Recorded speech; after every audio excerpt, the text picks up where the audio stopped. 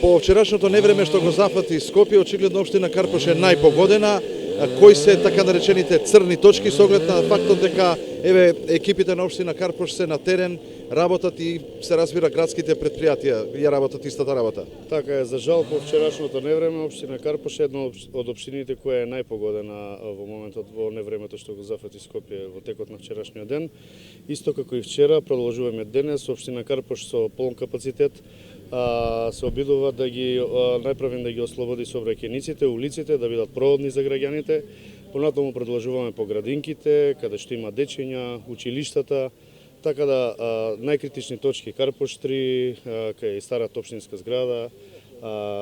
Имаме многу во Карпош 1, сега се наоѓаме во Карпош 2, имаме дрво паднато во самата зграда, така да постапуваме секаде. Вчера беше свикан и кризниот штаб, се организиравме, се екипиравме, екипите работеа до околу 3,5-4 часот по полноќ. Рано наутро исто така од 7 часот сме на терен, така да продолжуваме понатаму граѓаните да бидат уверени дека ќе сториме се да се расчисти од ова невреме што не снајде Карпош и Скопје. Општинската администрација активно се вклучи во расчистувањето. Што е со советниците? Колку тие се активни имаат сенс за ваквата состојба? Така, општинската администрација, можам да кажам пофолни зборови, се вклучија заедно со сите расположливи сили да помогнат околу расчистувањето.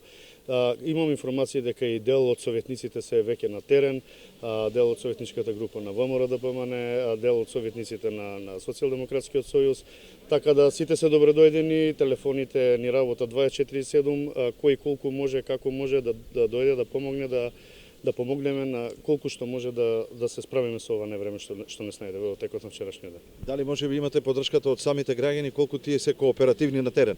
Граѓаните ја препознаа заложбата на општина Карпош и во текот на синоќешната вечер и рано наутро ни укажуваат на критичните точки, ни помагаат, дел од нив и активно се вклучуваат во помали расчистување на помали гранки од паднатите дрва.